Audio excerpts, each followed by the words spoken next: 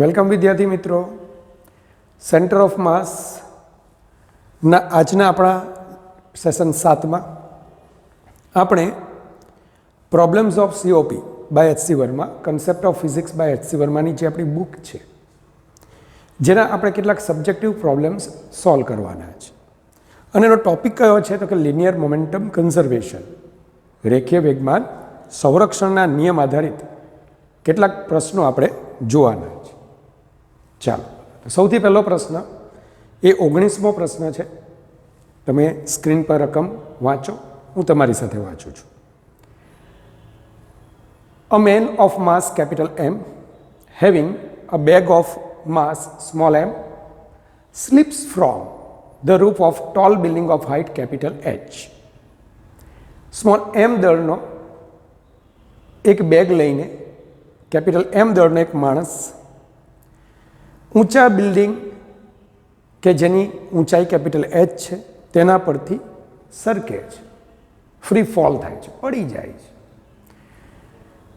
કઈ દિશામાં પડે છે? Vertically. When at a height small h from the ground, જ્યારે સ્મોલ h ઊંચાઈ ગ્રાઉન્ડથી એ પ્રાપ્ત કરે. He notices that the ground below him is pretty hard. એ જુએ છે ભાઈ જમીન તો સખત છે. But there is a pond at a horizontal distance x from the line of fall. મુક્ત પતન રેખાથી x જેટલા અંતરે એ શું જુએ છે? એક પોન્ડ, તળાવ જુએ છે કે ભાઈ એ તળાવ એને દેખાય છે. In order to save himself, પોતાની જાતને બચાવવા માટે, he throws a bag horizontally with respect to himself. મતલબ કે એક બેગને થ્રો કરે છે, પોતાની સાપેક્ષે સમક્ષિતિ દિશામાં થ્રો કરે છે. In direction opposite to pond. તમને ખ્યાલ આવી ગયો છે કેમ ઓપોઝિટ ટુ પોન્ડ? પોન્ડ આ તરફ છે, થ્રો એ આમ કરશે, ગતિ મુક્ત પતન હતી.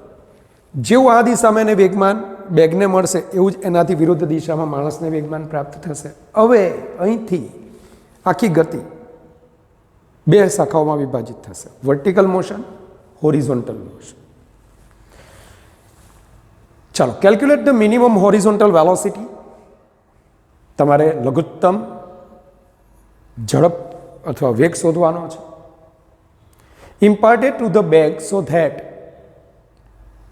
ઇમ્પાર્ટેડ ટુ ધ બેગ મતલબ કે બેગને કેટલી લઘુત્તમ વેગથી ફેંકવી જોઈએ. So that man lands in the water, માણસ પાણીમાં પડે. If the man just succeeds, જો માણસ જસ્ટ સફળ થાય, to avoid the hard ground મતલબ જમીનથી બચી જાય, જીવ બચાવી લે. Where will the bag land? Bag ક્યાં પડશે? સારો દાખલો છે, હાઇબ્રિડ દાખલો છે. વિદ્યાર્થી મિત્રો, આપણે હાઇબ્રિડ દાખલાને જોઈએ છીએ. હાઇબ્રિડ મીન્સ કે એમાં એક કરતાં વધારે ટોપિક્સ આપણે એનો ઉપયોગ કરવાના છે. ચાલો, સૌથી પહેલાં આપેલ પ્રશ્નને જોઈએ. તો કે આપેલ પ્રશ્નમાં તમને એક ગ્રાઉન્ડ આપ્યું છે. ચાલો, અહીંયા એક તળાવ, આ તળાવ છે. વ્યક્તિ પ્રારંભમાં બેગ લઈને, આ એની બેગ, સ્મોલ m દળની બેગ, કેપિટલ M દળનો વ્યક્તિ લઈને મુક્ત પતન કરે છે. કેટલી ઊંચાઈથી? Capital H ઊંચાઈથી.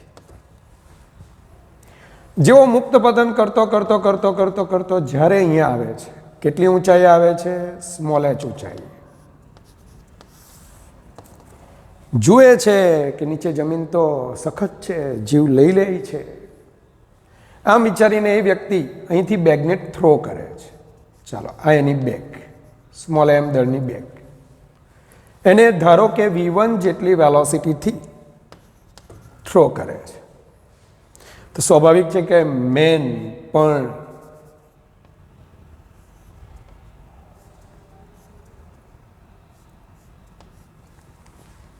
કંઈક વેલોસિટી આ દિશામાં પ્રાપ્ત કરશે.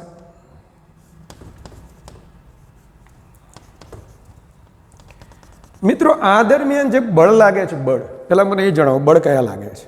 અચ્છા, ગુરુત્વાકર્ષી બળ જે નીચે પાડતું હતું. તો વાય દિશામાં બળ લાગે છે, જેને લીધે પદાર્થ તંત્ર અચળ પ્રવેગી ગતિ કરે છે. એક્સ દિશામાં કોઈ બળ લાગે છે, પરિણામી બળ? જવાબ છે ના. માણસે જેટલું બેગ પર લગાડ્યું, બેગ માણસ પર એટલું જ લગાડવાની. ન્યૂટનના ગતિનો ત્રીજો નિયમ. અને પરિણામ સ્વરૂપ બેગ કંઈક મુક્ત પતનની રેખા, અને આપણે બોલીશું લાઇન ઓફ ફોલ, મુક્ત પતનની રેખા. તો બેગ મુક્ત પતનની રેખાથી ધારો કે x1 અંતરે દૂર પડે છે. તળાવ કેટલે દૂર છે? તો કે તળાવ x અંતરે દૂર આવેલું છે. અને માણસ અહીંથી પ્રક્ષેપ ગતિ કરતો કરતો જસ્ટ આ ધાર પાસે પડે છે. ક્વેશ્ચન એટલો છે કે ભાઈ આ V1 કેટલો હોવો જોઈએ? ચાલો સૌથી પહેલા દ્રવ્યમાન કેન્દ્રની વાત કરીએ. દ્રવ્યમાન કેન્દ્ર પર ફક્ત વાય દિશામાં બળ લાગતું હતું. તો દ્રવ્યમાન કેન્દ્ર પોતાની વાય દિશામાંની ગતિ, અચળ પ્રવેગી ગતિ ચાલુ રાખશે. એક્સ દિશામાં કોઈ બળ લાગતું નથી. તો તંત્રનું દ્રવ્યમાન કેન્દ્ર પ્રારંભમાં પણ વાય અક્ષ પર હતું, દરેક ક્ષણે એ વાય અક્ષ પર હશે. મતલબ શું? બેગ અહીંયા હશે, માણસ અહીંયા હશે, દ્રવ્યમાન કેન્દ્રનું સ્થાન તો વાય અક્ષ પર જ રહેશે. અને આપણે વાય અક્ષ લઈ લઈએ. એનું એક્સ દિશામાં કોઈ શિફ્ટિંગ થવાનું નથી, કારણ પ્રારંભિક સ્થિતિમાં દ્રવ્યમાન કેન્દ્ર લાઇન ઓફ ફોલ પર હતું. આ દિશામાં કોઈ નેટ ફોર્સ હોરિઝોન્ટલ ડિરેક્શનમાં લાગ્યું નથી. તો દ્રવ્યમાન કેન્દ્રની હોરિઝોન્ટલ પોઝિશન રિમેન્સ કોન્સ્ટન્ટ, અચળ જ રહેવી જોઈએ. પડે છે ખબર? પાડજો. તેનો મતલબ કે દ્રવ્યમાન કેન્દ્રનું હોરિઝોન્ટલ ડિરેક્શનમાં શિફ્ટિંગ શક્ય નથી, કારણ કે કોઈ નેટ ફોર્સ હોરિઝોન્ટલ ડિરેક્શનમાં લાગતું નથી. સરસ. x1 શોધવાના કીધા છે, સ્મોલ એક્સ આપેલા છે. તો સૌથી પહેલાં આપણે આવું વિચારી લઈએ કે અહીં સમક્ષિતિજ દિશા પરિણામી બળ શૂન્ય હોવાથી દ્રવ્યમાન કેન્દ્રનું સ્થાન મુક્ત પતનની રેખા પર જ રહે છે.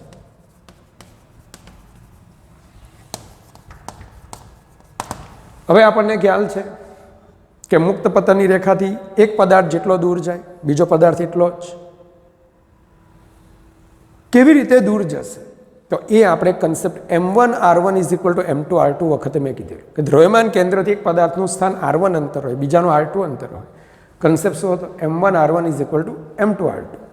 સેમ અહીંયા સ્મોલ m દળનું બેગ ડાબી બાજુ જાય છે, કેપિટલ M દળનો માણસ જમણી બાજુ જાય છે. તો દ્રવ્યમાન કેન્દ્રથી એના અંતર, જો x1 અને x હોય, અંતર શબ્દ બોલું છું, તો સ્પષ્ટ છે કે સ્મોલ mx1 = કેપિટલ mx. કારણ કે x અક્ષ પર બંને વ્યક્તિઓના સ્થાન બદલાય છે, પણ દ્રવ્યમાન કેન્દ્રનું મૂળ સ્થાન તો મુક્ત પતનની રેખા પર હતું, જેને આપણે સંદર્ભ લીધું છે. તો mx1 = કેપિટલ mx, જે અગાઉ આપણે ભણી ગયા છે. તો x1 = mx by small m. કઈ બાજુ આવશે? મુક્ત પતનની રેખાથી ડાબી તરફ. ચલો, ક્લિયર? બાહ્ય બળની ગેરહાજરીમાં તંત્રનું દ્રવ્યમાન કેન્દ્ર પોતાનું સ્થાન બદલતું નથી. વાય દિશામાં બાહ્ય બળ લાગે છે, એક્સ દિશામાં, સમક્ષિતિજ દિશામાં કોઈ બાહ્ય બળ લાગતું નથી. અને દ્રવ્યમાન કેન્દ્રના સ્થાન મુક્ત પતનની રેખા પર રહે છે. પરિણામે જો એક પદાર્થ x1 અંતર હોય, બીજો પદાર્થ x અંતર હોય, તો mx1 = mx, મતલબ કે x1 = mx by m થશે. મેઇન પ્રશ્ન આપણો એ છે કે ભાઈ V1 કેટલા હશે? V1 માટે શું વિચારશો તમે? તો બહુ સહેલું છે કે અહીંયા એક્સ દિશામાં કોઈ બાહ્ય બળ લાગતું નથી, એટલે માણસને જેટલું વેગમાન પ્રાપ્ત થાય એટલું જ બેગને પ્રાપ્ત થવાનું.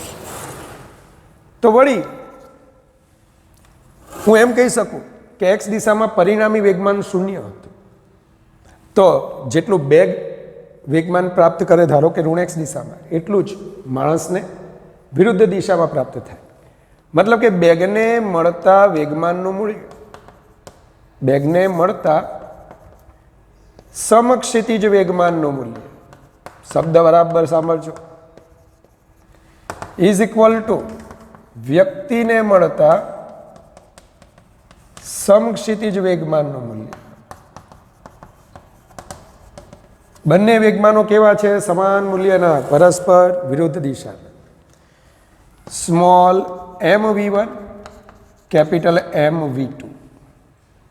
v1 શોધવાના છે, કરતા બનાવી દો, m by m v2 number 1 આપી દો.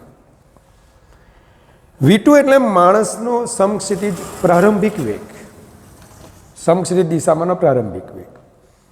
અચ્છા, તો માણસની સમક્ષિતિજ ગતિ કેવી હશે? વ્યક્તિની સમક્ષિતિજ ગતિ અચળ વેગી ગતિ હશે. અને કેટલા અચળ વેગથી એ ગતિ થશે? v2. મતલબ કે દરેક ક્ષણે એનો સમક્ષિતિજ વેગ v2 જ રહેશે. અને v2 જેટલા વેગથી કેટલું અંતર કાપે છે? x. કારણ કે આપણે v1 મિનિમમ શોધવાનું છે, માણસને છેક દૂર બીજા કિનારે પહોંચાડવાનો નથી, જસ્ટ અહીંયા. તો આપણે એમ વિચારીશું કે માણસ આખી ગતિ કે જેમાં x જેટલું સમક્ષિતિજ અંતર v2 જેટલી અચળ ઝડપથી કાપે છે. અચ્છા, કેટલા સમયમાં કાપે છે એ જો મળી જાય તો પ્રોબ્લેમ સોલ્વ થઈ જાય. અને એ તો મેં તમને બરાબર સમજાવ્યું છે.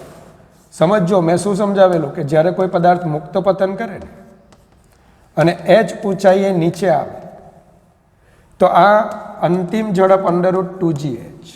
ક્લિયર? યાદ છે? મેં બરડા પાડી પાડીને તમને કીધેલું. સમય t બરાબર √2h/g.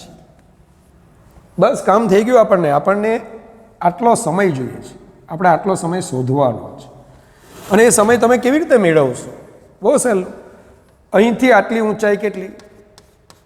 h minus h.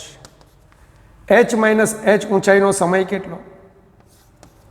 તો t1 બરાબર √2h માઇનસ h/g. આટલું. સેમ કેપિટલ H દ્રવ્યમાન કેન્દ્રનું સ્થાન y-અક્ષ પર જ છે અને એ દ્રવ્યમાન કેન્દ્ર y-અક્ષ પર અચળ પ્રવેગી ગતિ જ કરે છે. તો h માઇનસ h જેટલા અંતર માટેનો સમય આટલો. તો કુલ સમય અહીંયાનો સમય કેટલો? તો t2 is equal two √2h/g. કુલ ઊંચાઈ કેપિટલ H. તો વ્યક્તિને પાણીમાં પડતા લાગતો સમય, વ્યક્તિને બેગ ફેંક્યા પછી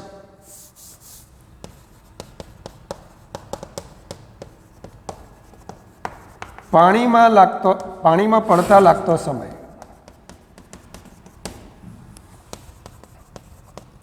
t બરાબર t2 માઇનસ t1. ચાલો, t2 છે કુલ સમય √2h/g to h minus h/g અને આથી √2h to h minus h બેને પણ બહાર કાઢવા હોય તો કાઢી શકો, √g. ચાલો, સમય થઈ ગયો, આપણું કામ થઈ ગયું. તો v2 ઇઝ ઇક્વલ ટુ શું આવશે? તો વ્યક્તિ માટે અથવા વ્યક્તિની સમક્ષિતિજ અચળ વેગી ગતિ માટે x/t, v2 is equal two x/t. અંતર x કાપે છે, સમય t લે છે. અંતર x કાપે છે, સમય કેટલો લે છે? t લે છે. બસ કિંમત મૂકી દો. ક્યાં મૂકી દો? સમીકરણ નંબર 1માં મૂકી દો કિંમત. માટે સમીકરણ 1 પરથી v1 is equal two capital m/m x/t. ચાલો એક્સ ટીની કિંમત શું છે? √2h minus √2h minus h upon √g. તો આ આપણો જવાબ તમને મળશે. ક્લિયર? હાઇબ્રિડ દાખલાઓ છે અને આ દાખલાઓમાં સંપૂર્ણ તમારું જો સભાનતા હશે તો આને લગતા એમસીક્યુ સોલ્વ કરવામાં તમને ખૂબ સરળતા થશે. ત્રણ ચાર એમસીક્યુ તમે આમાં જોઈ શકશો. તો સબ્જેક્ટિવ દાખલા ભણવાનો હેતુ જ આ છે કે એમસીક્યુ પર વિચારવાની પકડ આપણી વધી જાય. તો નેક્સ્ટ દાખલા તરફ આપણે જઈએ. તો વિદ્યાર્થી મિત્રો, નેક્સ્ટ દાખલાની રકમ વાંચો. A railroad car of mass capital M is at rest on a frictionless rails. Rail એટલે પાટા. એક રેલ રોડ કાર, તમને ખ્યાલ હશે પાટા પર એના રિપેરિંગ માટે એક ગાડું રાખેલું હોય છે. રેલ રોડ કારનો મિનિંગ અહીંયા આપણે એ કરવાનો કે એક સમક્ષિતિજ ઘર્ષણ રહિત સપાટી પર એક કાર ગતિ કરી રહી છે. એટલા માટે આ ઉદાહરણ રેલ રોડ કારનું આપ્યું છે. શું સમજીશું આપણે? ઘર્ષણ રહિત પાટા પર સરકતી ગાડી. when a man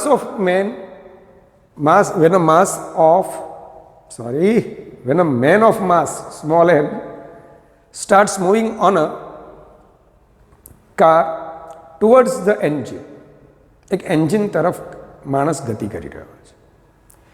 if the car રિકોઇલ્સ, મેં થિયરીમાં ભણાવેલું, બંદૂકમાંથી ગોળી છોડો, ગોળી આગળ જાય, બંદૂક પાછળ આવે, જેને બંદૂકનું રિકોઇલ કહેવાય. તો અહીંયા વ્યક્તિ આગળ દોડે, કાર પાછળ છે.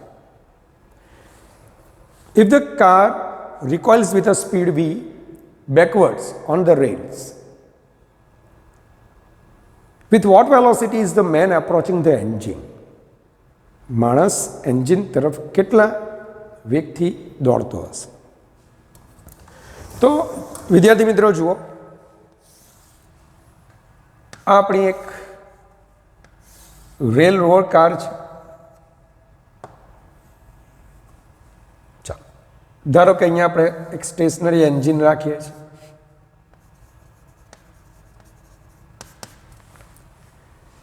વ્યક્તિ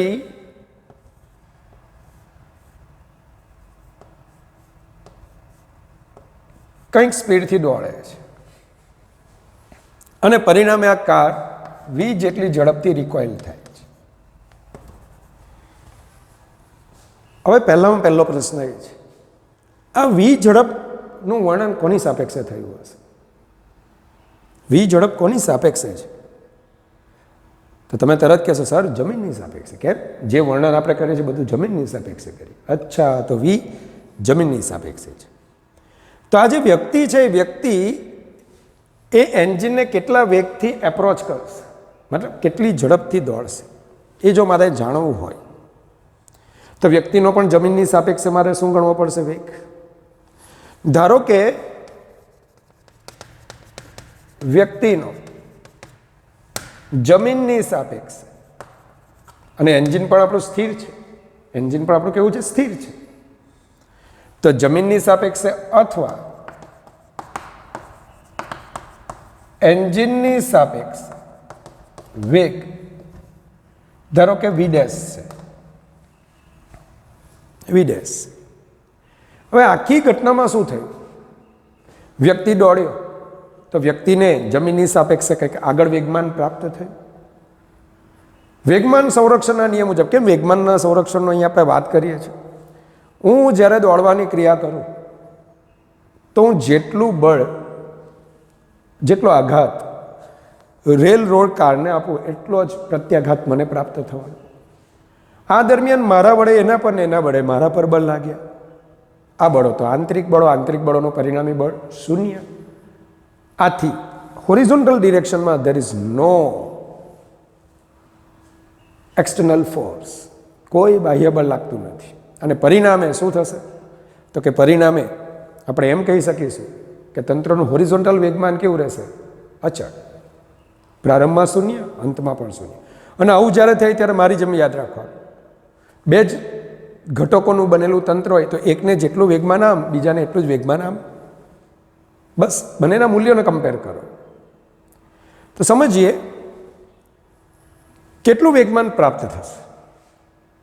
તો સૌથી પહેલાં આપણે v' લીધું છે. તો વ્યક્તિને મળતું વેગમાન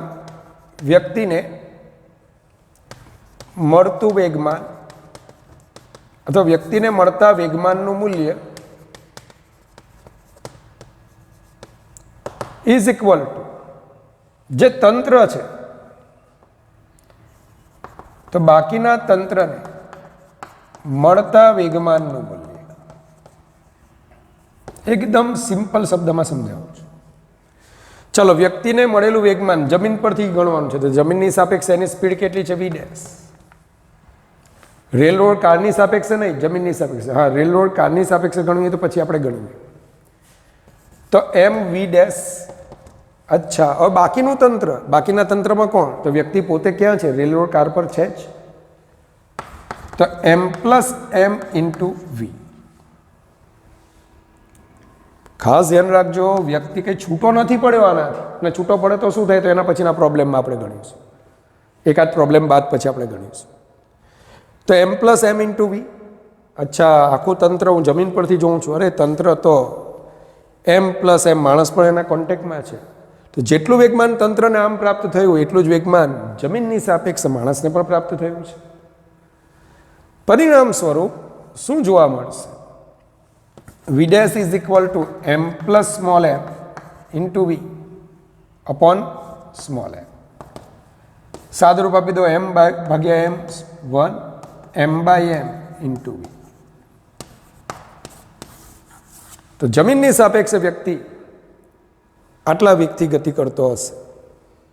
હવે જો વ્યક્તિનો રેલ રોડની સાપેક્ષે વેગ શોધવો હોય, વ્યક્તિનો કારની સાપેક્ષે વેગ શોધવો હોય, તો તમે આવું કહી શકો, v' - v. મતલબ કે આમાંથી v ને બાદ કરી નાખો એટલે તમને ઓટોમેટિકલી એનો વેગ વિરુદ્ધ દિશામાં કેટલો છે કારની સાપેક્ષે એ તમને પ્રાપ્ત થશે. તો આશા રાખો આ સમજાઈ ગયું હશે. તો નેક્સ્ટ પ્રોબ્લેમ તરફ આપણે આગળ વધીએ. તો વિદ્યાર્થી મિત્રો, HCVનો કન્સેપ્ટ ઓફ ફિઝિક્સનો 27 ક્વેશ્ચન તમે જુઓ. શું રકમ આપી છે? The gun is mounted on a rail road car. એક તોપને ઘર્ષણરહિત સપાટી પર સરકી શકે તેવી એક કાર કે જેને આપણે રેલ રોડ કાર તરીકે ઓળખીશું, એની પર માઉન્ટ કરેલી છે, જડિત કરેલી છે. The mass of the car, the gun, the cells and the operator is 50 m. 50 m દળ ધરાવે છે. વેર m is the mass of one cell. જ્યાં m એક ગોળાનું દળ છે. સેલ એટલે ગોળો. તોપ માઉન્ટ કરેલી છે, એમાંથી ગોળાને ફાયર કરવાનું છે. If the velocity of the cell with respect two gun in its state before firing is 200 meter per second. જો આ ગન એની સાપેક્ષે ગોળાને 200 મીટર પર સેકન્ડથી ફાયર કરતી હોય, ફરીથી જો ગોળાનો ગનની સાપેક્ષે વેગ 200 મીટર પર સેકન્ડ હોય, what is the recoil speed of the car after the second shot? જ્યારે બીજો શોટ ફાયર થાય ત્યારે જે કાર છે, રેલ રોડ કાર છે, એની રિકોઇલ સ્પીડ કેટલી હશે? નિગ્લેક્ટ ફ્રિક્શન, ઘર્ષણને અવગણો. ચાલો, તો પ્રશ્નો તરફ આપણે જઈએ. સૌથી પહેલા પ્રારંભની વાત કરીએ તો રેલ રોડ કાર કેવી હતી? સ્થિર હતી. ક્લિયર? રેલ રોડ કાર સ્થિર હતી અને એની પર આપણે આ બંદૂકને જડિત કરેલી છે. હું બંદૂકને થોડું આ રીતે બતાવું છું. બરાબર, કોઈ સારી આકૃતિ નથી, મારું ડ્રોઈંગ એમ ખરાબ છે. બરાબર. અને જ્યારે હું ભણતો ત્યારે સૌથી વધારે ટેન્શન પરીક્ષામાં ચિત્રકામનું રહેતું, બહુ ભંગાર ચિત્રકામ હતું. તો અત્યારે આપણે આ ગન લઈએ, રેલ રોડ કાર લઈએ, સ્થિર છે એટલે કે એનું ઇનિશિયલ મોમેન્ટમ 0 છે. થોડી સરળતા ખાતર આપણે એક પારિમાણિક ગતિ છે તો આને ધન x દિશા તરીકે લઈ લઈશું. ચાલો, હવે પ્રથમ ગોળો ફાયર થાય ત્યારે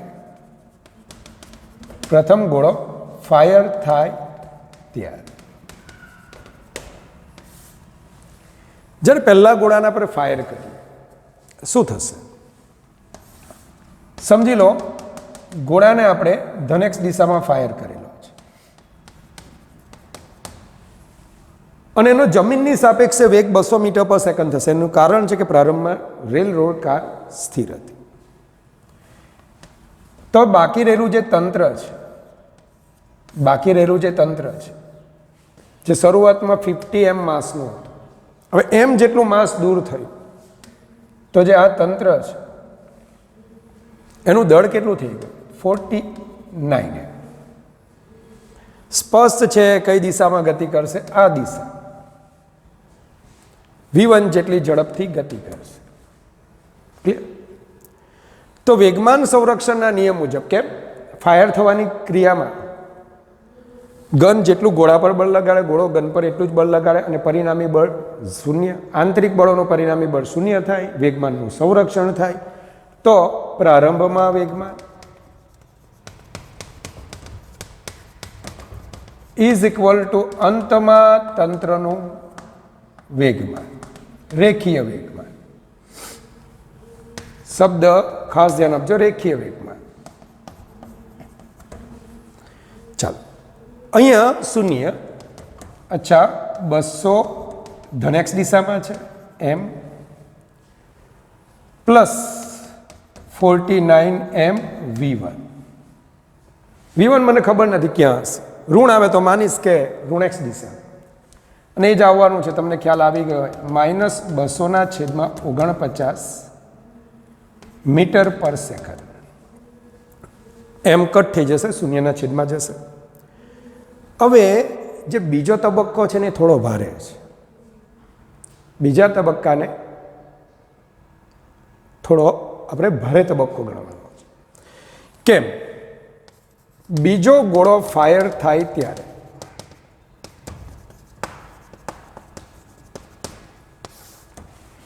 બરાબર ધ્યાન આપજો. હું આનું મૂલ્ય માનાંકમાં v1 એવું લઉં છું, મતલબ કે ઝડપ તરીકે આને ગણું છું, મોડ v1. તો બીજો ગોળો ફાયર થાય તે પહેલાં શું હતું? તો કે આપણું જે આ તંત્ર હતું, રેલ રોડ કાર હતી,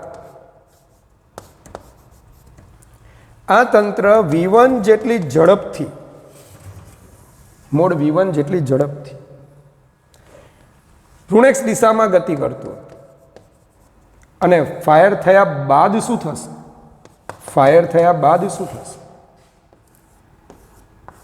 તો ફાયર થયા બાદ ગોળો, બરાબર જોજો, ગોળો ગનની સાપેક્ષે કેટલા વેગથી ફાયર થાય છે? અચ્છા 200. અરે પણ આ જે ગોળો પ્રારંભમાં હતો એને v1 જેટલી ઝડપ ડાબી બાજુ તો હતી જ કે નહીં?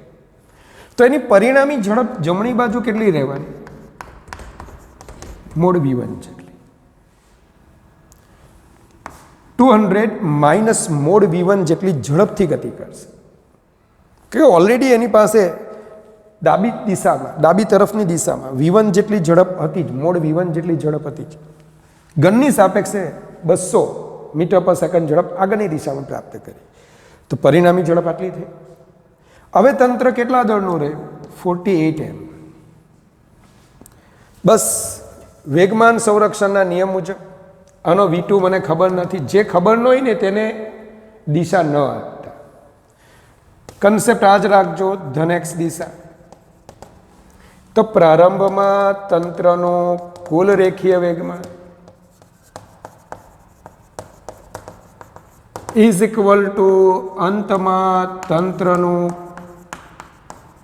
કુલ રેખીય વેગમાન. ચાલો, પ્રારંભમાં અચ્છા ઋણ x દિશામાં છે, કેટલું છે? -49 m દળ. કેમ મેં એવું કર્યું છે તમને ખ્યાલ આવી જશે. ભૂલે ચૂકે પણ જો ચિહ્ન સહિત લખવાના થશો તો ધન થઈ જશે. એની કરતાં બુદ્ધિ વાપરો. અચ્છા, ઋણ x દિશામાં છે -49m mod v1 is equal to ગોળાને પૂછીએ એમ તારું દળ છે, તારું તો ધન x દિશામાં મેં શ્યોર છે તારું ધન x દિશામાં છે, 200 માઇનસ મોડ v1. આના વિશે ખબર નથી, એમ તો ખબર જ છે કે ભાઈ ડાબી બાજુ જ જવાનું છે, પણ v2 ઋણ આવે તો માનજો કે આપણો જવાબ સાચો છે. પ્લસ 48m દળ v2, જે v2 આપણે શોધવાના છે, એની રિકોઇલ સ્પીડ શોધવાની છે. ચાલો કિંમત મૂકી દો તો -49m મોડ v1, બધામાંથી m ને એક કામ કરીએ, કટ કરી નાખીએ આપણે, જે સ્મોલ m છે બધામાંથી આપણે કટ કરી નાખીએ. -49 mode v1 is equal to 200 minus mode v1 plus 48 v2. 48 v2 is equal two minus આ તરફ જશે -48 મોડ v1 -200, બધાને 48 વડે ભાગી નાખો તો માઇનસ મોડ v1 200 અપોન 48. ચલો મોડ v1 ની કિંમત મૂકી દો 200 upon 49, 200 upon 48, 200 1 upon 49 plus 1 upon 48. માટે recoil speed mod v2 is equal to 200 1 upon 49 plus 1 upon 48 metre per second, recoil speed of car. તો આ રીતે કરવાનું છે. પણ આ જે જગ્યા બાકી છે ને, આટલી જગ્યામાં હું આ જ દાખલો સમજાવું છું, ખાલી આટલી જગ્યા, આટલામાં મારા આ દાખલાને જવાબ જોઈએ છે. પણ એ શોર્ટકટ માટે થોડી રાહ જોઈએ, એક બીજો દાખલો પણ આ જ રીતનો છે, જોઈ લે અને એનો શોર્ટકટ એક સાથે આપણે સોલ્વ કરીએ. તો બીજા દાખલાની રકમ તરફ આપણે આગળ વધીએ. તો વિદ્યાર્થી મિત્રો, HCVનો 28 ક્વેશ્ચન છે, વાંચીએ આપણે. A person each of mass small m are standing at the two extremes of a railroad car of mass capital M. Railroad car કે જે કેપિટલ M દળની છે એના પર સ્મોલ m દળના બે વ્યક્તિઓ સ્થિર ઊભા છે. The person on the left jumps to the left with a horizontal speed u with respect to the state of the car before the jump. મતલબ કે કારની જે સ્ટેટ અવસ્થા છે એની સાપેક્ષે u જેટલી ઝડપથી ડાબી તરફનો વ્યક્તિ ડાબી તરફ કૂદકો લગાવે છે. Thereafter the other person jumps to the right again with the same horizontal speed u with respect to the state of the car before his jump. કારની જે અવસ્થા હોય એ અવસ્થામાંથી જમણી તરફનો વ્યક્તિ જમણી બાજુએ કૂદકો લગાવે છે. Find the velocity of the car after both the person have jumped off. બંને વ્યક્તિઓ કૂદી ગયા પછી કારની વેલોસિટી શું હશે? તો ચાલો HCVનો 28મો આ પ્રોબ્લેમ છે. સૌથી પહેલા પ્રથમ વ્યક્તિ કૂદકો લગાવે ત્યારે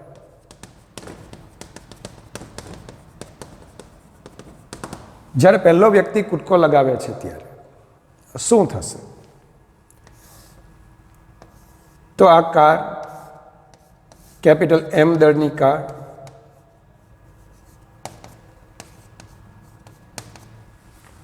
આ કાર ડાબી તરફ જમણી તરફ ડાબી તરફ જમણી તરફ.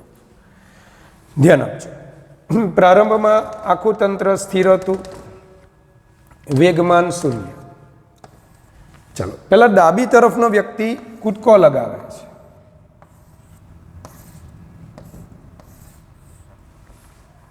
ડાબી તરફનો વ્યક્તિ કૂદકો લગાવે છે. ચાલો, કેટલી ઝડપથી યુ, અને ખરેખર આ યુ જ ઝડપ હશે જમીનની સાપેક્ષે પણ. કારની સાપેક્ષે યુ છે તો જમીનની સાપેક્ષે પણ યુ જ હશે, કારણ કાર પ્રારંભમાં સ્થિર છે. ચાલો, હવે અહીંયા લખતો નથી રેખીય વેગમાન સંરક્ષણના નિયમ મુજબ, કારણ અહીંયા કોઈ બાહ્ય બળ લાગતું નથી. જે કંઈક બળો લાગે છે વ્યક્તિ વડે કાર પર, કાર વડે વ્યક્તિ પર, આ આંતરિક બળો છે. આંતરિક બળોનું પરિણામી બળ શૂન્ય, અને તેથી તંત્રના કુલ રેખીય વેગમાનનું શું થાય છે? સંરક્ષણ. તો પ્રારંભમાં વેગમાન શૂન્ય. ફરી પાછી આ દિશાને આપણે ધન x દિશા જ લઈ લઈએ.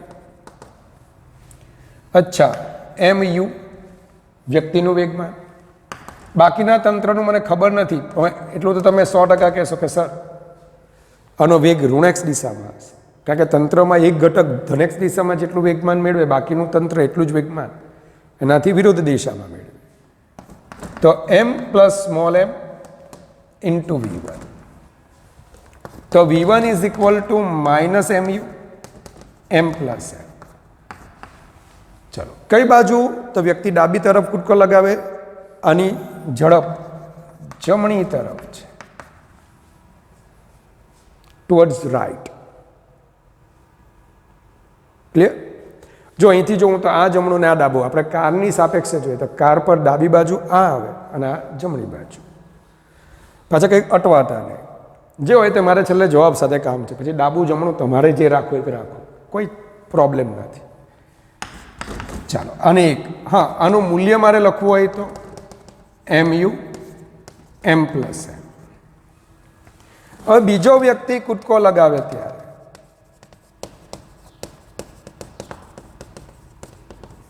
જ્યારે બીજો વ્યક્તિ કૂદકો લગાવે તો એ પહેલાં શું હતું કે આપણું તંત્ર આ તરફ ઋણ x દિશામાં v1 જેટલી ઝડપથી ગતિમાં હતું. v1 જેટલી ઝડપથી ગતિમાં હતું. હવે જ્યારે બીજો વ્યક્તિ કૂદકો લગાવે છે,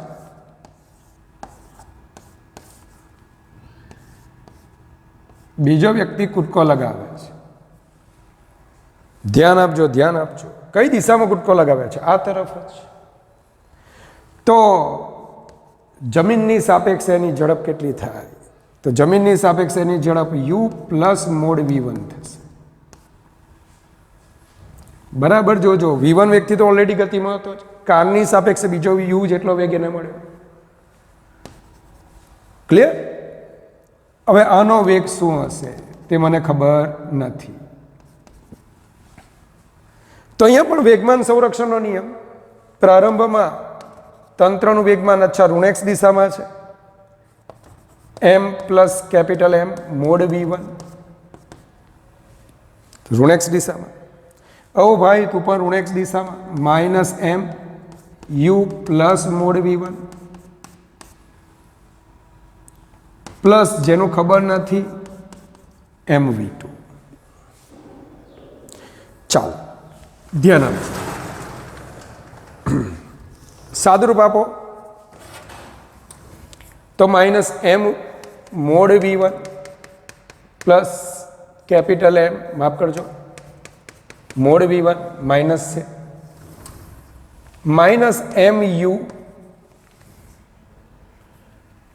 minus m mode v1 plus mv2. તમને આવું કંઈક પરિણામ મળે છે. m મોડ v1 કટ થઈ જશે અને આ તરફ લઈ આવો તો કેપિટલ mv2 ઇઝ ઇક્વલ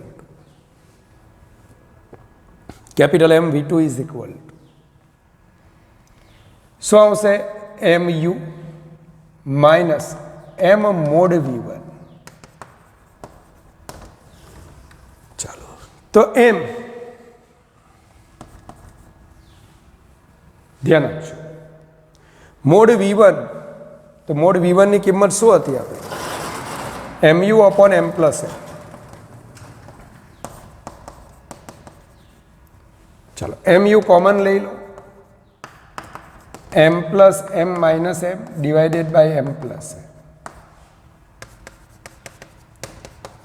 તો V2 is equal to small mu upon capital M. ચલો કેપિટલ M કટ થશે, small m upon m plus m square u upon m in the bracket m plus. ઓ તારી ધન મળ્યું ધન x દિશામાં, જેને હું આ તરફથી જોતા ડાબી બાજુ બોલું છું તો ડાબી તરફ. તો આ જવાબ આપણને મળશે. ક્લિયર? તો આ રીતે તમે દાખલો કરી શકો. હવે વારો આવે છે શોર્ટકટનો. મારે આટલામાં જ પૂરું કરવું છે, આ દાખલાને આટલામાં જ પૂરું કરવું છે. અને આગળનો પણ એક દાખલો જે આપણે જોયો તો એને પણ મારે ટૂંકમાં પૂરો કરવો છે. વિદ્યાર્થી મિત્રો, ધારો કે તંત્ર બે ઘટકનું બનેલું છે, M1 અને M2.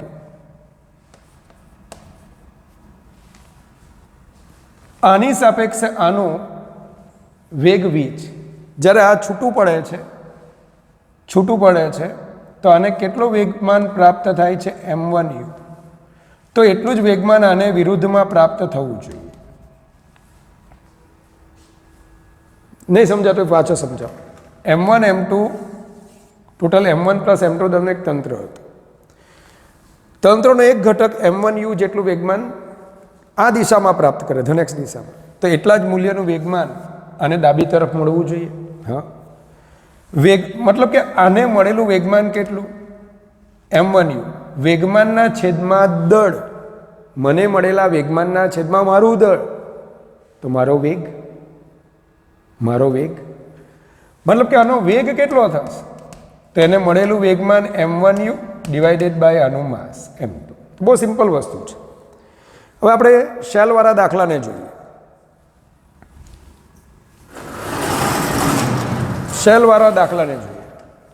દરેક વખતે રેલની સાપેક્ષે, કારની સાપેક્ષે ગોળો 200 m જેટલું વેગમાન આ દિશામાં મેળવે છે. દળ ગુણ્યા વેગ 200 m જેટલું વેગમાન આ દિશામાં મેળવે છે. તો એનાથી વિરુદ્ધ દિશામાં કારને પણ 200 m જેટલું વેગમાન મળે જ છે. કારને મળતું વેગમાન પણ કેટલું છે? 200 m જેટલું જ છે. 200 m મળેલું વેગમાન છેદમાં એનું દળ, એને મળેલો વેગ. તો અહીંયા કારને મળતો વેગ અથવા કારનો અંતિમ વેગ અથવા કારની અંતિમ ઝડપ, શબ્દ આપણે આવું લઈએ, ઝડપ લઈ લઈએ. અચ્છા, બરાબર છે. પ્રારંભમાં કારની ઝડપ 0 હતી. પહેલો ગોળો ફાયર થયો, કેટલું વેગમાન મળ્યું? 200 m. તો કારને એટલું જ વેગમાન 200 m વિરુદ્ધમાં પ્રાપ્ત થયું. પણ હવે દળ કેટલું બાકી રહ્યું? તો કે m દળનો ગોળો છોડીને ગયો, 49 m દળ બાકી રહ્યું. કઈ દિશામાં મળ્યું? આ ડાબી તરફ. એ જ રીતે બીજો ગોળો ફાયર થાય ત્યારે પણ કારની સાપેક્ષે 200 મીટર પર સેકન્ડથી ફાયર થયો. તો કારની સાપેક્ષે 200 m જેટલું વેગમાન આ દિશામાં મળ્યું, તો એટલું જ કારને વિરુદ્ધ દિશામાં મળવાનું. સરસ. 200 m છેદમાં હવે દળ કેટલું બાકી રહ્યું? તંત્રનું દળ કેટલું? મને મળેલું વેગમાન છેદમાં મારું દળ, તો દળ કેટલું રહ્યું? 48 m અને m કટ થાય, 200 કોમન, 1/49 પ્લસ 1/48. આ રીતે તમે કરી શકો. બહુ સિમ્પલ છે. તંત્રને એક ઘટકને જેટલું વેગમાન મળે એટલું જ એનાથી વિરુદ્ધમાં બીજાને મળે. મને મળેલું વેગમાન છેદમાં મારું દળ, મને મળેલી ઝડપ. બીજા ક્વેશ્ચનમાં જોઈએ, જેમાં ડાબા જમણામાં મારા ફ્યુઝ ઉડી ગયા તે ક્વેશ્ચનમાં જોઈએ. તો સૌથી પહેલા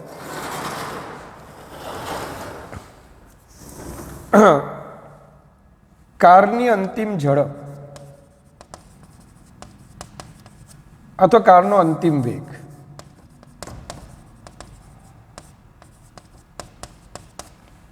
ચાલો તમારી વાત સાંભળજો. આપણે આ દિશામાંના વેગને ઋણ ગણીશું, આ દિશામાંના વેગને ધન ગણીશું.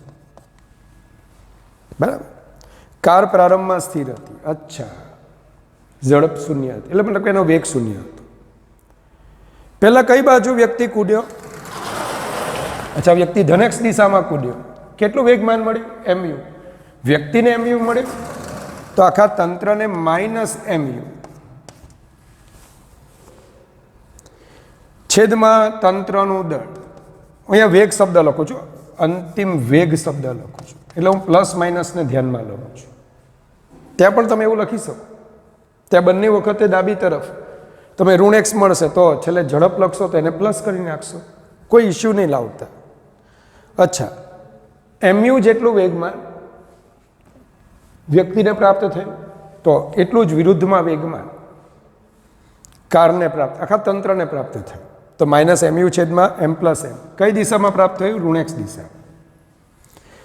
પ્લસ હવે આ તરફનો વ્યક્તિ કૂદે, એને કેટલું વેગમાન પ્રાપ્ત થયું? એમયુ. તંત્રની સાપેક્ષે એમયુ વેગમાન જમણી તરફ, આ તરફ. તો એટલું જ વેગમાન, એટલા જ વેગમાનનું મૂલ્ય એને વિરુદ્ધમાં પ્રાપ્ત થવાનું. અચ્છા, તો બીજા કિસ્સામાં વેગમાન કઈ દિશામાં પ્રાપ્ત થાય છે? તંત્રને ધનેક્ષ દિશામાં. પહેલા કિસ્સામાં તંત્રને વેગમાન ઋણ એક્સ દિશામાં, બીજા કિસ્સામાં ધનેક્ષ દિશામાં. અચ્છા, ધનેક્ષ દિશામાં પ્રાપ્ત થયું પ્લસ એમયુ. હવે તંત્રમાં બાકી કોણ હતું? ખાલી કાર. તંત્રનું દળ એમ. સાદુરૂપ આપી દો, જવાબ આવી જશે. M U common. ચાલો લસા તમે લઈ લો. તો M U common minus M plus M plus small M upon divided by M plus small M. ચાલો એમ અને એમ કટ થઈ જશે તો M square U divided by M square U, capital M બાકી રહી ગયા ભાઈ.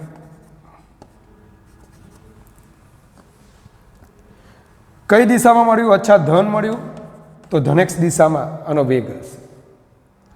તો કરવાનું કંઈ જ નથી. તંત્રનો એક ઘટક જેટલું વેગમાન આ દિશામાં પ્રાપ્ત થાય એટલા જ મૂલ્યનું વિરુદ્ધ દિશામાં વેગમાન બાકીના તંત્રને આપી દો.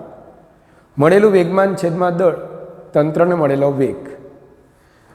ચિહ્નોમાં ખાસ ધ્યાન રાખવું. સૌ પહેલાં ઋણ એક્સ દિશામાં વેગમાન મળે છે તો મેં ઋણ છેદમાં કુલ દળ, મતલબ કે એનો રેખીય વેગ ઋણ લીધો, પછી ધનેક્ષ દિશામાં મળે. તો આ રીતે આપણે દાખલો કરી શકીએ. બહુ ઇમ્પોર્ટન્ટ દાખલા હતા. તો નેક્સ્ટ દાખલા તરફ આગળ વધીએ. ત્યાંથી મિત્રો HCVનો 29મો પ્રશ્ન, એની રકમ વાંચીએ. Figure shows a small block of mass small m which is started with a speed v on the horizontal part of the bigger block. Capital M દળનો એક મોટો બ્લોક આપેલો છે, એની સમછિદ્રિત સપાટી પરથી સ્મોલ એમ દળનો એક નાનો બ્લોક વી જેટલી ઝડપથી ગતિ શરૂ કરે છે. The curved part of the surface shown is semi circular. જે કર્વ્ડ પાર્ટ, જે વળાંકવાળો ભાગ છે એ સેમી સર્ક્યુલર, અર્ધવર્તુળાકાર છે. All the surfaces are frictionless. બધી જ સપાટીઓ ઘર્ષણ રહિત છે. Find the speed of the bigger block when the smaller block reaches the point A of the surface. જ્યારે એ બિંદુ પાસે નાનો બ્લોક પહોંચે ત્યારે મોટા બ્લોકની ઝડપ શું હશે? તો તે આપણે શોધવાની છે. તો આ પ્રશ્ન તરફ આગળ વધીએ. શું માહિતી આપેલી છે બરાબર જોજો. તમને આ રીતે એક મોટો ધડ આપેલો છે. ચાલો, એની જે આ સપાટી છે સેમી સર્ક્યુલર સપાટી છે. સ્મોલ એમ દળનો એક નાનકડો બ્લોક વી જેટલી ઝડપથી ગતિ કરે છે. જ્યારે આ બ્લોક અહીંયા પહોંચે ત્યારે મોટા બ્લોકની ઝડપ શોધવાની કીધેલી છે. બધી સપાટીઓ ઘર્ષણ રહિત સપાટી છે. તો વિદ્યાર્થી મિત્રો, કેવી રીતે થાય આ પ્રશ્ન? જરા શાંતિથી એને વિચારો. તો આ ઘટનામાં બધી સપાટીઓ ઘર્ષણ રહિત છે. પ્રારંભમાં તંત્રના વેગમાનમાં મોટો ઢાળ તો સ્થિર હતો. બ્લોક ગતિમાં હતો, એમવી જેટલું એનું વેગમાન હતું. બ્લોક જ્યારે અહીંથી ઉપર જાય, હા, વાય દિશામાં બળ લાગે છે, તો એને લીધે આની વાય દિશામાંની ગતિમાં કંઈક ફેરફાર થશે, કંઈક વેગમાનમાં ફેરફાર થશે, આના વાય વેગમાનમાં કંઈક ફેરફાર થશે, પણ એક્સ દિશામાં કોઈ પણ બળ લાગતું નથી. તો કે અહીં સમક્ષિતિજ દિશામાં, અહીં સમક્ષિતિજ દિશા કોઈ બળ લાગતું ન હોવાથી તંત્રનું સમક્ષિતિજ વેગમાન અચળ રહે છે. માટે પ્રારંભમાં તંત્રનું સમક્ષિતિજ વેગમાન ઇઝ ઇક્વલ ટુ અંતમાં તંત્રનું સમક્ષિતિજ વેગમાન. પ્રારંભમાં તંત્રનું સમક્ષિતિજ વેગમાન ઇઝ ઇક્વલ ટુ અંતમાં તંત્રનું સમક્ષિતિજ વેગમાન. પ્રારંભમાં અચ્છા એમવી. તો આ કિસ્સામાં જ્યારે બ્લોક અહીંયા પહોંચે તો તમને એમ લાગશે કે સર ફક્ત એનો વાય દિશામાં જ વેગ રહ્યો. ના, આનો વેગ સ્પર્શકની દિશામાં, કૌડ પાર્ટ વર્તુળાકાર માર્ગ પર ગતિ કરે છે. બધાને એમ લાગે સર ફક્ત આનો વેગ વાય દિશામાં, તો પછી એક્સ દિશાનો વેગ ક્યાં ગયો? તો એકચ્યુઅલી શું થાય, આ બે વચ્ચે જેવો અહીંયા સુધી બ્લોક આવે ને, અહીંયા સુધી, તો આ એકલો જ ગતિ કરતો હોય, આ ત્યાં ને ત્યાં જ પડેલો હોય. પણ જેવો કૌડ પાર્ટ પર ચઢાણ શરૂ કરે, ચડવાનું શરૂ કરે, તરત આની ગતિ આ દિશામાં થવા લાગે, કારણ એક્સ દિશામાં વેગમાન જાળવવું પડે છે. જ્યારે અહીંયા પહોંચે ત્યારે દેખીતી રીતે આપણને એમ લાગે કે આને તો આખું વેગમાન વાય દિશામાં છે, પણ એક્સ દિશાના વેગમાનનું શું? આથી આખું તંત્ર ડાબી દિશામાં, આ તરફ ઋણ એક્સ દિશામાં ગતિ ચાલુ રાખે. તો એનો મતલબ બંને એક સાથે ગતિ કરશે, ચોંટેલા રહેશે. m plus M into capital વી. તો સ્વાભાવિક છે, એકલો તો ગતિ કરતો જ નથી, તો બંને ગતિ શરૂ કરવી પડે. તો આ ધડ પણ ગતિ કરશે. કેટલા ઝડપથી? વી જેટલી ઝડપથી. તો capital V is equal to M V upon M plus M. આ આપણો જવાબ હશે. ફરીથી પ્રારંભમાં સમક્ષિતિજ વેગમાન ફક્ત બ્લોકને હતું. આ સ્થિતિમાં આવતા આખા તંત્રને સમક્ષિતિજ વેગમાન પ્રારંભ જેટલું હોવું જ જોઈએ, અને એ માટે આ મોટો બ્લોક, કેપિટલ એમ દળના બ્લોક, એણે ખસવું જ પડે. ચાલો, હવે આખા તંત્રનો સમક્ષિતિજ વેગ વી હોય તો આ તો એને અડીને રહેલો છે. તંત્રમાં કોણ છે? એમ પ્લસ સ્મોલ એમ દળનો બ્લોક. આથી એનું પણ ઋણ એક્સ દિશામાં વેગમાન શું થવું જોઈએ? એમ પ્લસ એમ ઇન્ટુ કેપિટલ વી. ચાલો, કેપિટલ વીને કરતા બનાવો તો આ જવાબ આપણને મળશે. તો વિદ્યાર્થી મિત્રો, આના જેવો જ એક પ્રશ્ન HCBમાં, કન્સેપ્ટ ઓફ ફિઝિક્સમાં, થોડો લાંબો પ્રશ્ન છે, પણ એના 4 વિભાગો છે, તો એને આપણે આની સાથે સાથે સોલ્વ કરીએ. જે JEE એડવાન્સ મેન્સ ફિઝિક્સનો ક્વેશ્ચન છે, હું એમ કહીશ. બરાબર? ચાલો, તો આપણે એને સોલ્વ કરીએ. તો વિદ્યાર્થી મિત્રો, HCBનો 61 નંબરનો ક્વેશ્ચન છે. શું માહિતી આપેલી છે વાંચો. Figure shows a small body of mass small m placed over a larger mass capital M whose surface is horizontal near the smaller mass and gradually curves to become vertical. Same આગલા જેવો જ પ્રશ્ન દેખાતો છે. Small m દળનો block capital M દળના મોટા block પર અથવા તો ધડ પર રહેલો છે. જ્યાં એ રહેલો છે ત્યાં સપાટી સમક્ષિતિજ છે, અને પછી એ સપાટી કૌડ થાય છે, મતલબ વળાંકવાળી થવા લાગે છે. હવે The smaller mass is pushed on the longer one at a speed v and the system is left to itself. Small m દળના બ્લોકને v જેટલી ઝડપથી ગતિ આપીને છોડી દેવાનો છે અને તંત્રને જેમ છે તેમ રાખવાનું છે. તો assume that all the surfaces are frictionless, જો બધી જ સપાટીઓ ઘર્ષણ રહિત હોય તો પ્રશ્નોના શંભુ મેળાઓ શોધવાના છે. પહેલો પ્રશ્ન શું છે? Find the speed of the block, larger block, when the smaller block is sliding on the vertical part. The same question જે હમણાં આપણે શીખી ગયા. ચાલો ધ્યાન આપજો. તમને આ રીતે તંત્ર આપ્યું છે. સ્મોલ m દળનો બ્લોક અહીં રહેલો છે. v જેટલી ઝડપથી ગતિ કરીને જ્યારે એના વર્ટિકલ ભાગ પર, શિરોલંબ ભાગ પર પહોંચે છે, અહીંયા પહોંચે છે, ત્યારે આની ઝડપ શું હશે? સેમ બેઠો ક્વેશ્ચન. તો સ્મોલ m દળનો બ્લોક કેપિટલ M દળના બ્લોકની શિરોલંબ સપાટી પર પહોંચે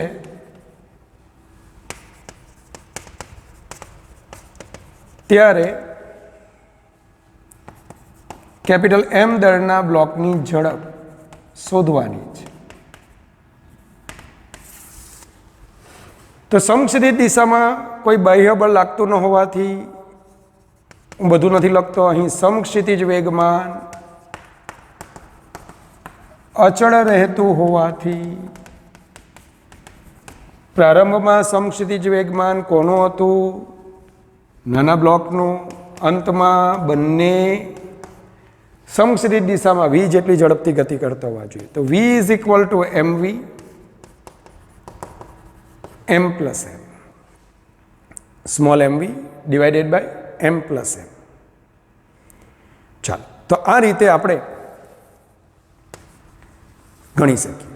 small mv divided by m plus m. તો પહેલો જવાબ મળી ગયો. ચાલો બીજો ક્વેશ્ચન રીડ કરો, વાંચો શું આપ્યો છે બીજા ક્વેશ્ચનમાં. બીજામાં એવું કીધું છે, find the speed of the smaller block, smaller માસ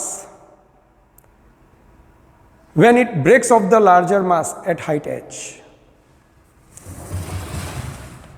તો આટલી ઊંચાઈ તમને h આપેલી છે. જ્યારે આ સ્મોલ m દળનો બ્લોક બ્રેક્સ ઓફ કરે છે, બ્રેક્સ ઓફ મતલબ અહીંથી છૂટો થાય છે, ત્યારે એની સ્પીડ શોધવાની કીધેલી છે.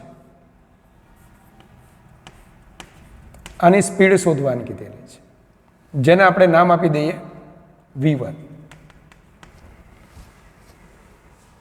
કેમ મેં આ દિશામાં બતાવ્યું? કોઈ કહી શકે મને? હા, જમીન પરથી જોઈએ છે. અચ્છા, ડાબી તરફ પણ જાય છે ને આની સાપેક્ષે ઉપર પણ જાય છે. તો આના બે વેગો હશે, vy અથવા હું v0y નામ આપું છૂટો થાય ત્યારે, અને આ vx.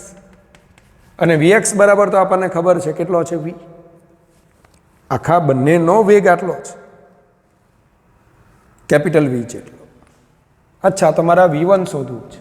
તો ઘણા મને એવું સજેશન આપે, સર બહુ સહેલું, v0y શોધી કાઢો, vx શોધી કાઢો, આખી ગતિ દરમિયાન vx તો અચળ જ રહેવાના છે, વગેરે વગેરે ઘણી બધી સજેશન આપે.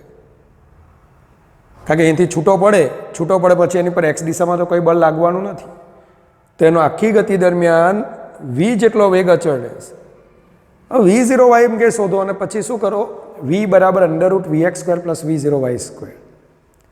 પણ મને કંઈક મજા નથી આવતી. કોઈ બીજી રીત વિચારો. હું પ્રશ્ન લખું ત્યાં સુધી બીજી રીત વિચારો કે જ્યારે સ્મોલ m દળનો બ્લોક કેપિટલ M દળના બ્લોકથી છૂટો પડે ત્યારે તેની ઝડપ શોધો.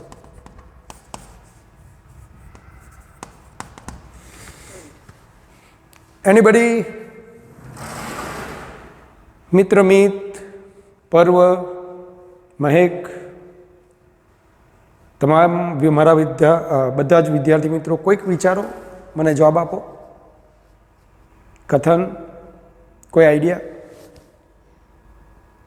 સારું, ચાલો હું તમને જવાબ આપું કે તમને બધું ભણો ને પણ ઉર્જા સંરક્ષણને કેમ યાદ નથી રાખતા. તમે આવ્યા ઉર્જા લઈને તો એ જ ઉર્જાનો તો વહીવટ કરવાનો છે અહીંયા.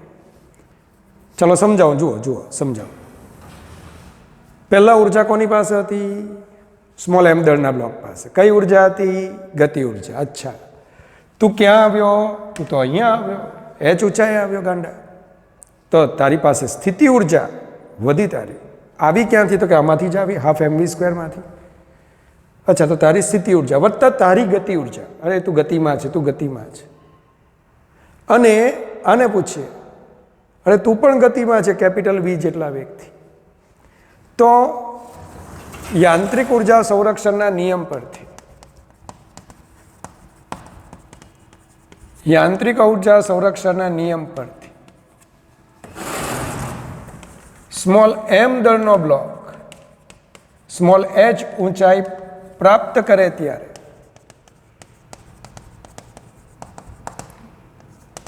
તંત્રની પ્રારંભમાં કુલ ઉર્જા ઇઝ ઇક્વલ ટુ તંત્રની અંતમાં કુલ ઉર્જા. ચલો, પ્રારંભમાં કુલ ઉર્જા હાફ mv², અંતમાં કુલ ઉર્જા તો નાના બ્લોક માટે સ્મોલ m v1². એની ગતિ ઉર્જા છે, એની ઝડપ v1 છે. ચાલો, plus small mgh plus half capital M capital v². મોટો બ્લોક પણ ગતિમાં છે. તો વિદ્યાર્થી મિત્રો અહીંયા v1² શોધવાના છે. બધામાંથી હાફને જવા દઈએ તો v² small v² mv² mv1² 2gh. ચાલો, કેપિટલ M બે વડે મેં ગુણાકાર નહીં લીધો. ચાલો, કેપિટલ v² તો m² v² divided by m plus small m whole. બસ ચેક કરો, બધામાંથી સ્મોલ m કેન્સલ થઈ જશે. માફ કરજો, અહીંયા m બાકી હતો. બધામાંથી સ્મોલ m ને કટ કરો અને v1² ને કરતા બનાવી દો. તો v1² is equal to v². સરસ. v² માઇનસ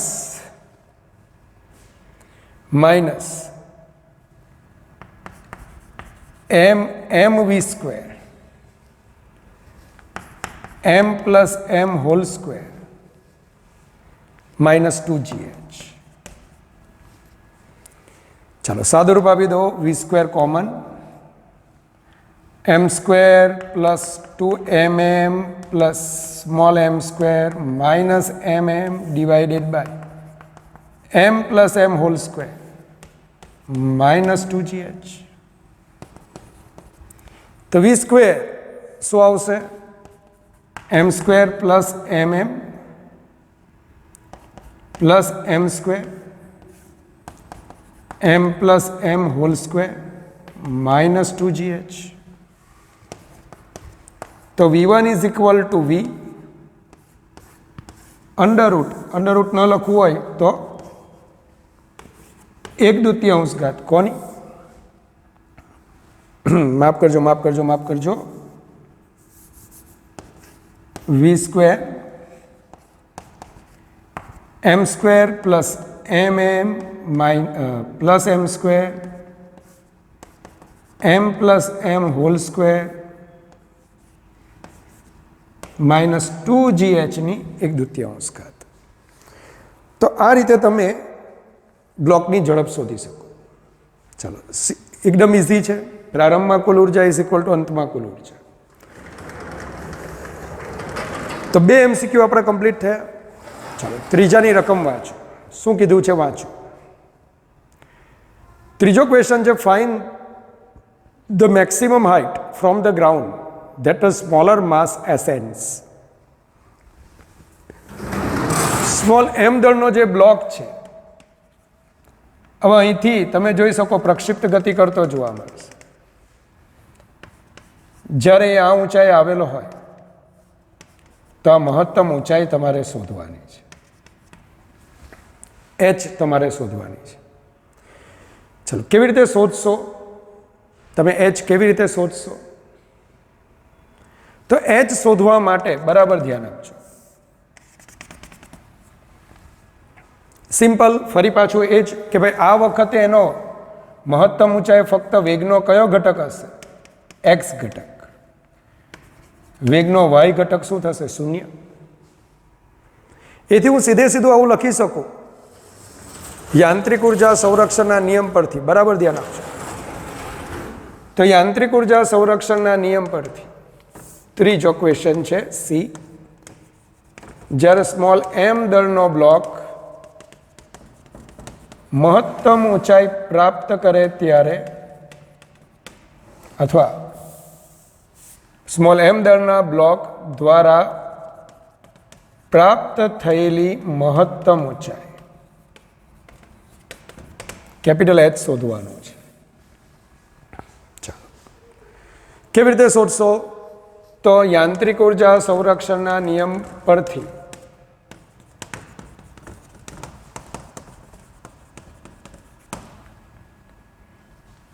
બરાબર ધ્યાન આપજો. સ્મોલ m દળનો બ્લોક મહત્તમ ઊંચાઈએ હોય ત્યારે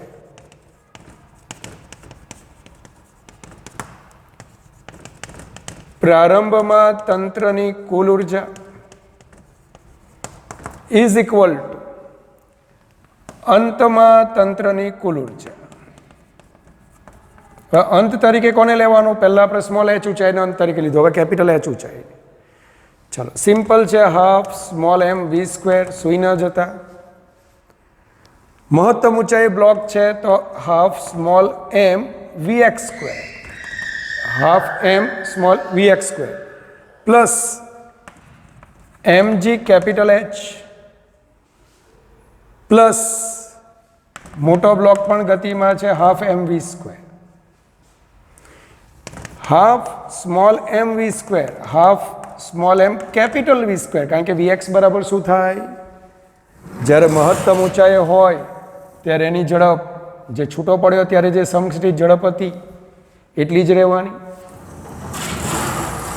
plus mgh plus half capital mv².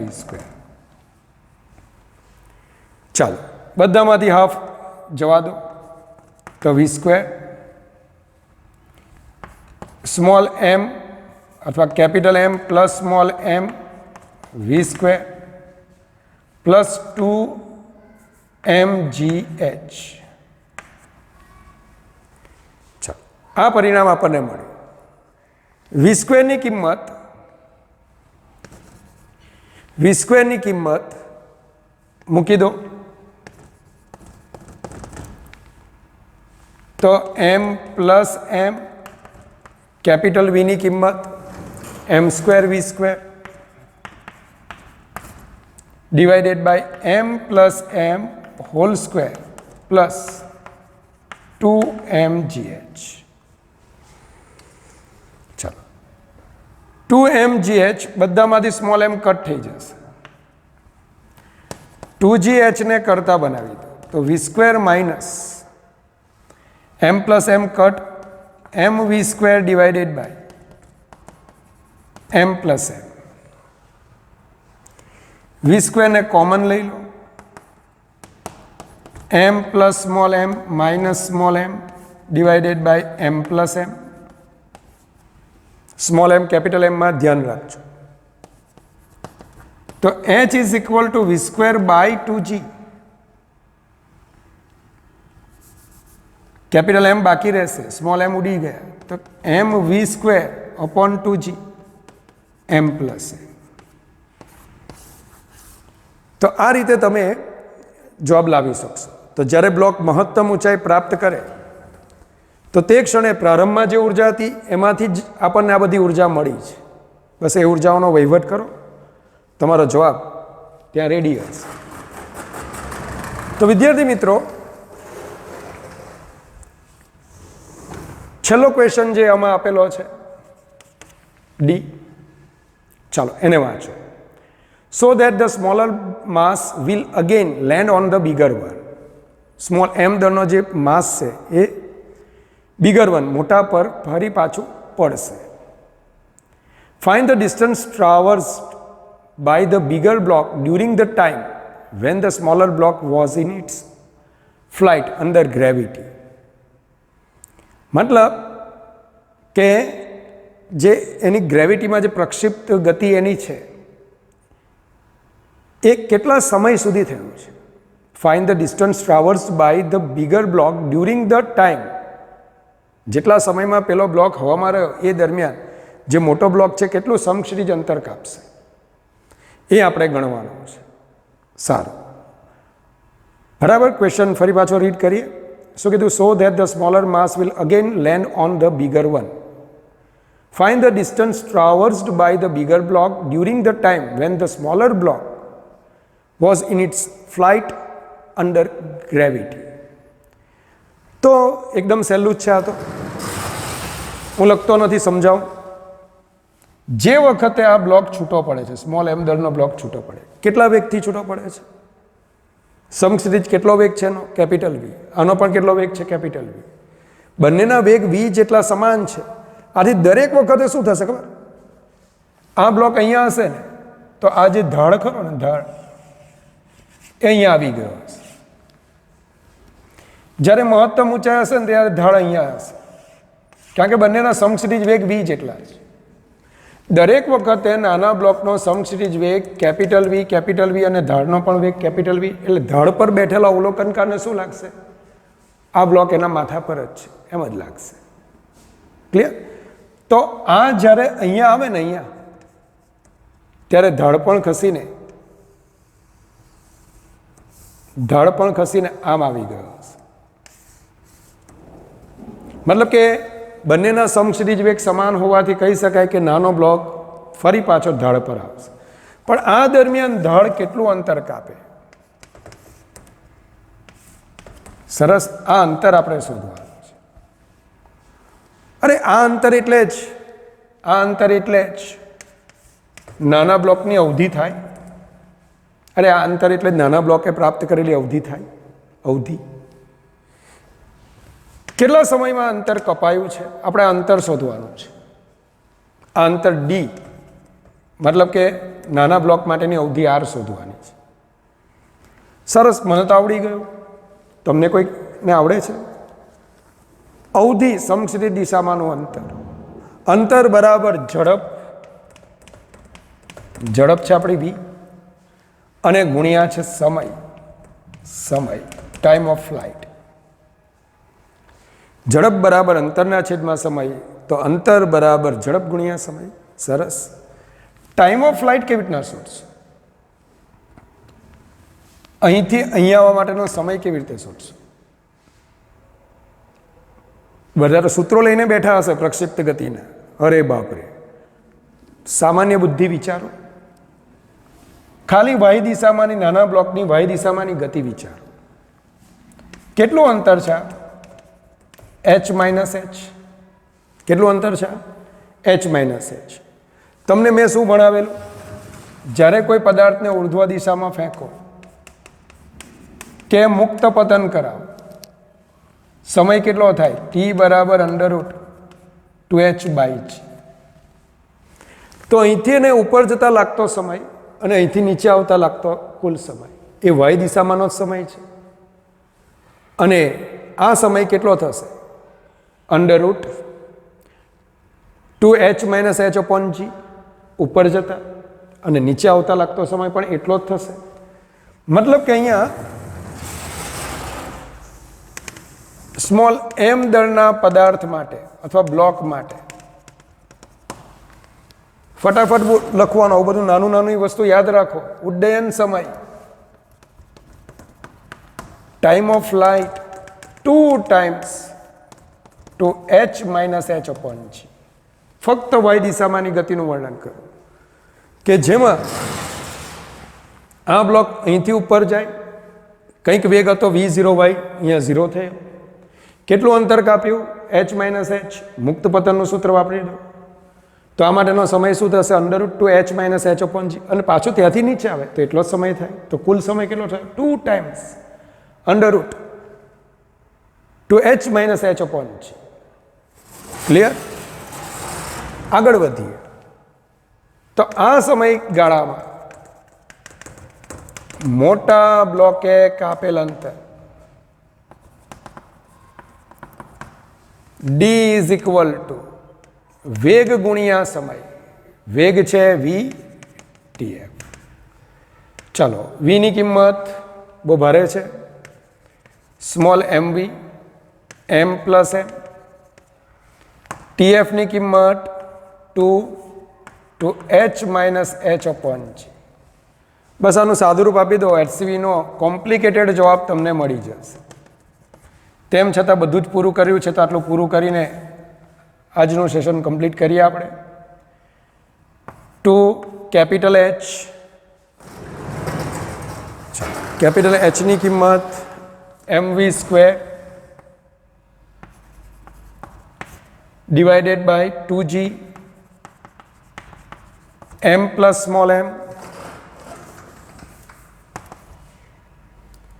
Minus h upon G.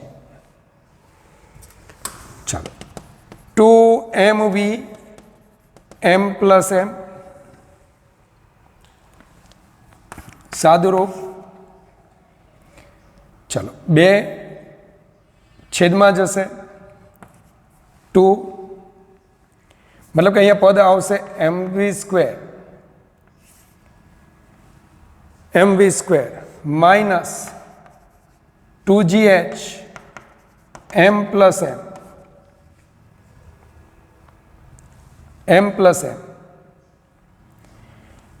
Divided by, મેં લસા લઈ લીધો છે ભાઈ. અહીંયા શું વધશે નીચે? 2g m plus m. ફરીથી 2g આપણે આમ ગુણાકારમાં લીધું તો 2mv², માફ કરજો, લસા 2g m પ્લસ m. સાદરૂપ આપો તો 2mv. ચલો આમાંથી આપણે બેને બહાર કાઢવા હોય તો કાઢી શકો, અથવા સાદરૂપ 2 આપણે બહાર લઈ લઈએ. mv² માઇનસ, કોઈ જગ્યાએ ભૂલ હોય તો મને કહેજો, mv² માઇનસ 2g, કોઈક જગ્યાએ ભૂલ હોય તો કહેજો તો બરાબર છે. mv² 2g, તો આ 2 અને 2 તો કટ થઈ જશે. ક્લિયર? થોડી ભૂલ હોય તો માફ કરજો ભાઈ. સરસ, 2 કટ થઈ ગયા. g m પ્લસ m બરાબર છે 2gh.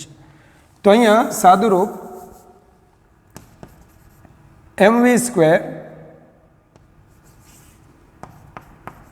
m small v² 2gh m plus m divided by,